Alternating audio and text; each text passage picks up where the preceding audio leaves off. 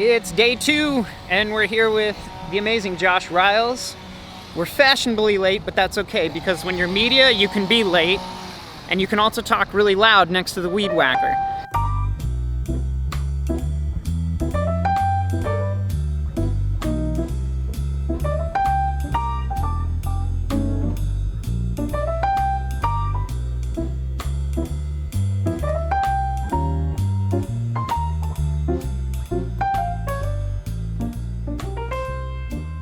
And in 2018, this new revolution, drones and how we're integrating these within our airspace has taken off. So our participation here in the IPP, but this is really just building the foundation for the future. There's not these big, angry, scary monsters. Unmanned aircraft that's safe and reliable, has a parachute on board, it can deliver routinely over and over again with no issues.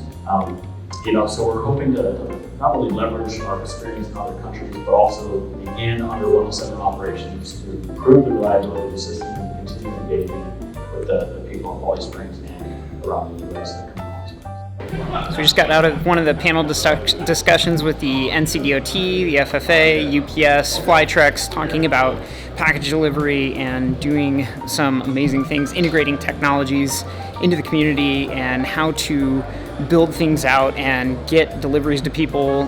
They were doing some amazing things. One of the companies, Zipline, was delivering blood and things in Rwanda and being able to be very successful in that.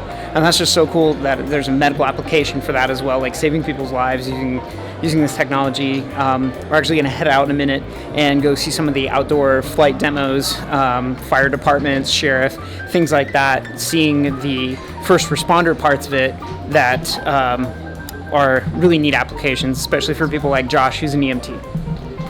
Yep.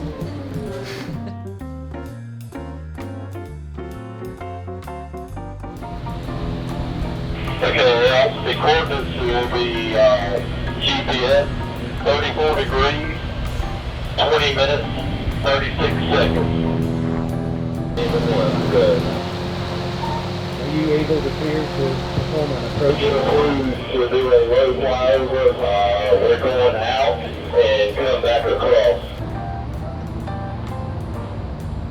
So do you guys have any questions?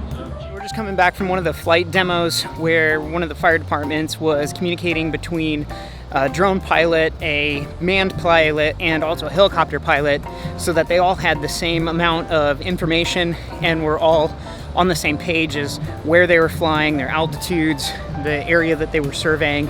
And it was just cool to see how they were integrating that, working together to be able to bring drones into their ecosystem rather than treating it as a silo, really finding ways to build it in and integrate it so that more work can get done more efficiently and quickly, especially when lives and people's homes and things like that are on the line. So now we're going to go into one of the software demos inside with DJI and see some of their new software.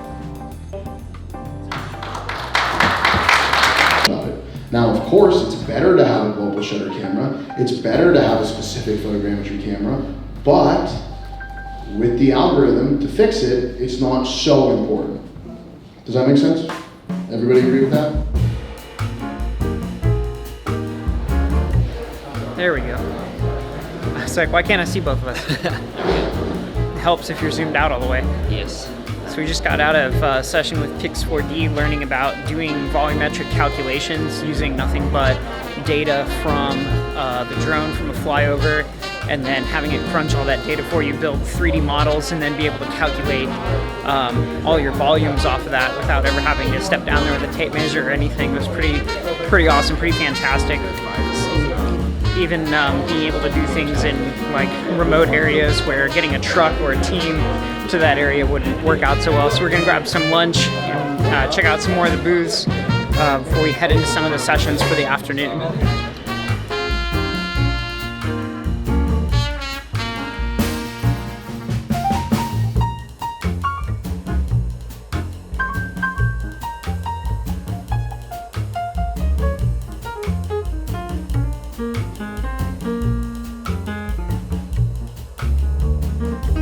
Looking at what we're calling urban air mobility maturity levels. And basically this is a set of capabilities from the vehicle, from the airspace, and from the community that are needed in order to unlock different operational concepts. Demonstrating practical and scalable system concepts. How can UAS technology impact future applications?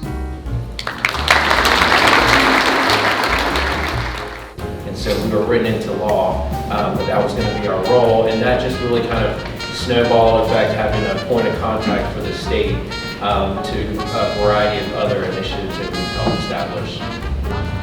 Then having our minds blown by everybody from NASA to the NCDOT talking about how can we implement these things, how can we leverage these technologies, how can we work better and harder and smarter, and how can we be more collaborative in these spaces, and seeing just some of the cool tech that's out there in some of these expos and some of these flight demos, like what we're headed to right now, is just amazing. And having something like this right here in the middle of the triad, bringing all these people together, bringing all these different states together, from people from Utah and from Kentucky, and bringing these people in from these different DOTs working together is also amazing from an industry level, that in something that is growing and building so big, and having people that are working together. So we're gonna go check out some more of these demos, and later we're gonna check out some of the drone racing as well, and we're really looking forward to all of that. So let's go.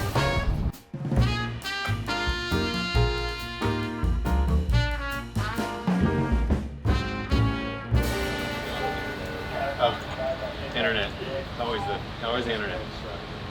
So once we get this back up and running here, we'll kick this thing off. So law enforcement, typically in a lot of our responses, what we end up doing is they're in the truck with us, or we set them up so they can see how to do this, and they can send somebody to this location on their own. So, and we actually have a drone set up to follow the chase vehicle, so you guys will be able to see that in real time too. So, all right. So what you'll see here, if you watch the other monitor, we're going to have him deploy in to interdict with the pilot.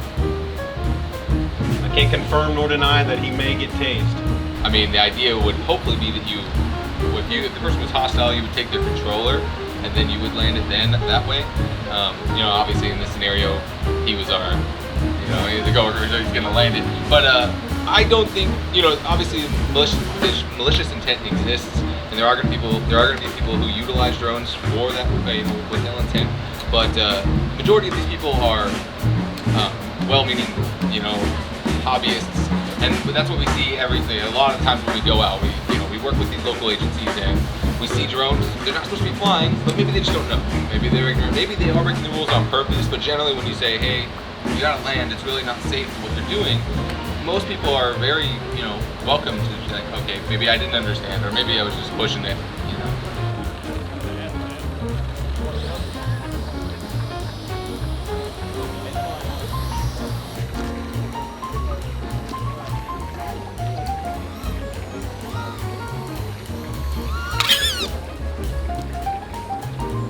Finished it up day 2. We got to see some pretty awesome things from drone racing, got to hear from people from NASA to NCDOT to Utah DOT, and being able to come to a place where all those places are under one roof, and just seeing the expansiveness of the industry and where it is and where it's going, and just the potential of where it could be is super exciting. And having a platform where you can meet the people that are the heads of these organizations, and they are not only there and available, but willing to talk to you and wanting to talk to you and hear your feedback and hear your questions and field those questions and have that interaction on such a personal level is pretty awesome. So that wraps up day 2 at the NC Drone Summit and Expo, and we'll be back tomorrow.